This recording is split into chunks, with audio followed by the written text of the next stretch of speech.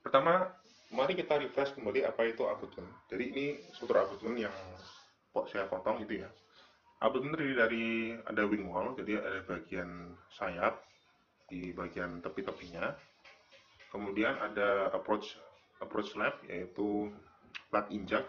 Jadi di belakangnya kan tanah timbun ya. Tanah timbun ini tidak boleh langsung dibebani oleh roda kendaraan, tapi harus diberi pengaku sebuah, sebenarnya ini seperti rigid pavement, ini rigid pavement untuk kendaraan. Kemudian ini ada back wall, nanti kita akan mendesain ini tulangannya bagaimana. Ini juga bahan bebannya. Kemudian ada birik, ada tumpuan, dan ada brass wall atau dinding penahannya. Di bawah ada panel cap. Nah, kita akan berbicara tentang approach slab dulu atau plat injak.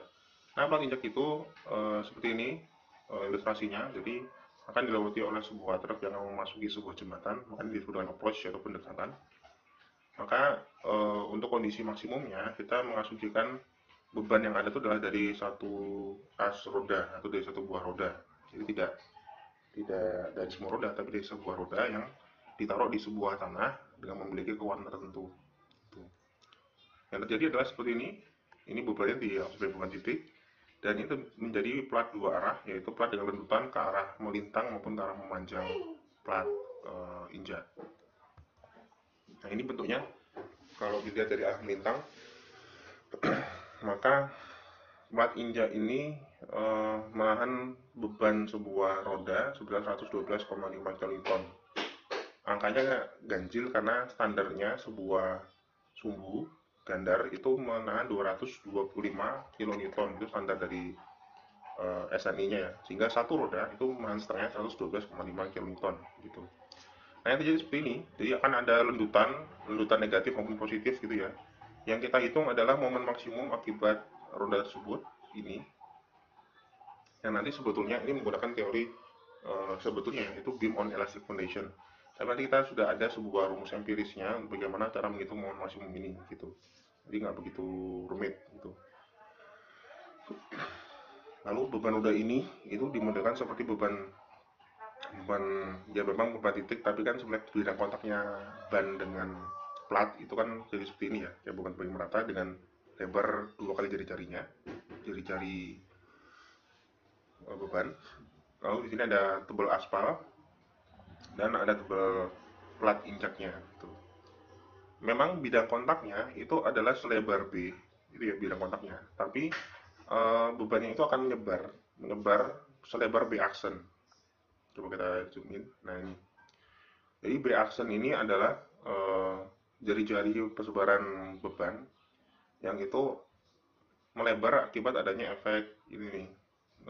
Ada tebal aspal loh. Jadi karena dia tidak langsung tidak berada pada tebal plat tapi pada aspal di atasnya, yang disebarkan oleh si aspal sebesar 45 derajat ke arah kiri dan 45 derajat ke arah kanan, sehingga B aksen ini itu lebih besar daripada B. Nah, kemudian arah memanjang, tadi arah melintang, ini kita untuk orientasi melintang memanjang itu yang jadi acuan adalah jembatannya ya. Jadi kan ini melintang jembatan, ini memanjang jembatan. Jadi kalau melintang itu kita melihat arah melintang jembatan. Kalau memanjang sudah kita melihat dari arah samping jembatan. Nah, bila dilihat di sini rodanya lihat dari arah samping, misalnya sama dengan jari-jarinya juga. Ini adalah jari-jari persebaran, 2 kali jari-jari persebaran beban. Jadi kalau lihat dari arah melintang dia selebar ini karena rodanya juga itu kan rodanya 2. Tapi kalau daerah memanjang rodanya terlihat cuma 1 sehingga jari-jarinya juga cuma 1. Karena sebetulnya apa ya? Aslinya beban ini tuh diterimanya oleh aspal atau plat itu bentuknya itu sebuah lingkaran semua gitu. Jadi tidak titik, tapi kan ada bidang kontak sebuah lingkaran. Sama hasilnya akan terjadi momen maksimum juga, nanti akan ada sebuah rumus empirisnya. Kemudian yang terjadi juga sama dengan yang di arah melintang, terjadi pelebaran jari-jari yang awalnya A, yang aslinya dari roda, itu menjadi A aksen karena ada 45 derajat dan 45 derajat berasal dari tebal aspalnya. Gitu. Nanti nilai A dan B kan kita lihat, ini ada standar SNI-nya, berapakah lebar tapak roda standar dan berapakah bidang kontak yang untuk standarnya. Nah, ini adalah momen pada plat injak gitu ya. Jadi momennya itu kita menggunakan rumus empiris dari NASREC. NASREC itu adalah sebuah standar pada jalan dan jembatan untuk Australia.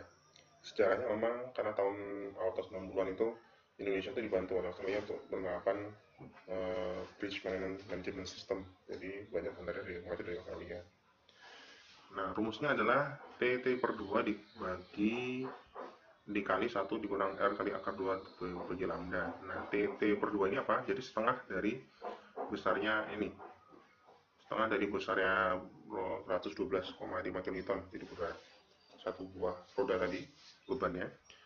Dikali 1 dikurangi R, jadi jari pembebaran. R-nya adalah ini ya, setengah dari B aksen atau setengah dari A aksen. Ingat, aksen ya, bukan A atau B. Jadi intinya jari-jari dari roda yang sudah melebar, B aksen dan A aksen.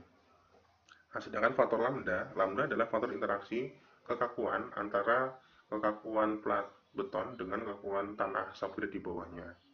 Ini kalau dilihat kan seperti 1/12 seperti ya, 1/12 pihak pangkat 3 ya, mirip-mirip lah gitu. Pangkat 1/4 gitu. Nah, tapi kekakuan si beton itu direpresentatifkan dengan nilai EC, modulus elastisitas beton, sedangkan kekakuannya si tanah itu direpresentasikan dengan nilai Poisson, modulus Poissonnya tanah dan modulus reaksi subgrade gitu. Jadi sebetulnya nanti momen maksimum ini dipengaruhi oleh seberapa bagus kualitas dari tanah timbunan di bawahnya dan seberapa bagus juga kualitas dari plat injeknya seperti itu. Jadi memang interaksi langsung antara struktur beton dan tanah gitu. Seperti tadi sudah saya jelaskan, nilai R adalah setengah dari B aksen yang sudah aksen dan setengah A kalau yang sudah aksen juga gitu. Nah ini dia ukuran A dan B standar. Seperti yang saya bilang tadi, di SANI itu dia memiliki beban 225 kN, kemudian ukuran tapak standarnya adalah ini 750 kali 250. Jadi lebarnya 750 mili, panjangnya itu yang ke arah memanjang itu 250 mili, sehingga kesimpulannya nilai B yang belum aksen ya, nilai B itu 750 mili dan nilai A adalah 250 mili. Nah, untuk menambah faktor aman, maka jangan lupa sebuah nilai TT tadi 112,5 kilonewton ini itu ditambahkan dengan dikali dengan faktor beban dinamis FBD.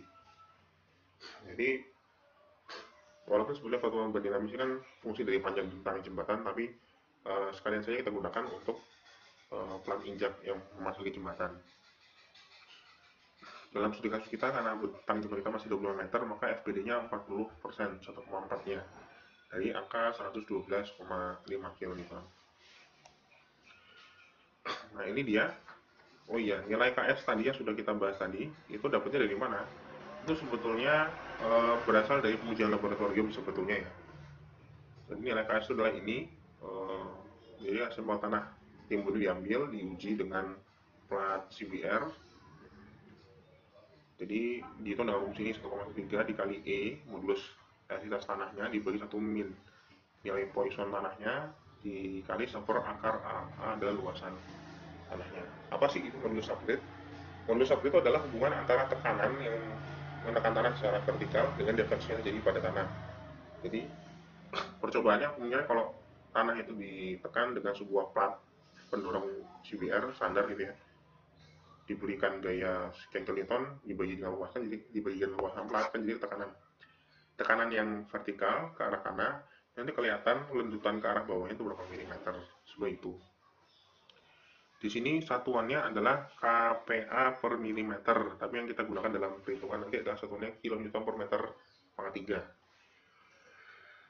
KPA itu apa sih? KPA itu adalah kilonewton per meter persegi dibagi meter. Jadi paling enak tuh defleksinya itu dalam satuan meter juga. Jadi kilonewton per meter persegi dibagi meter, sehingga kilonewton per meter pangkat 3. Hati-hati ya. Ini bukan satuan berat volume, tapi satuan sekian kilonewton per meter persegi per sekian meter lendutan. Nah, dari Asra itu memberikan sebuah grafik standar gitu ya, tergantung dari berapa persen CBR tanahnya. Kan tadi sudah saya bilang momen maksimum itu akan tergantung dari seberapa bagus kualitas tanah timbun dan seberapa bagus beton platnya. Nah, jika CBR-nya itu adalah merepresentasikan seberapa bagus kita memadatkan atau seberapa bagus kekuatan dari tanah sabritnya, itu misalkan biasanya kita target dari engineer-nya mau 4% kan, 6% atau 8%, misalkan kita target 6%, tarik ke kanan, kemudian lihat ke bawah, maka inilah nilai KS-nya. Hati-hati satuannya masih kPa per milimeter. Jangan lupa dikonversi ke dalam satuan kilonewton per meter pangkat 3. Jadi milimeter ini nanti diganti dengan meter, seperti itu.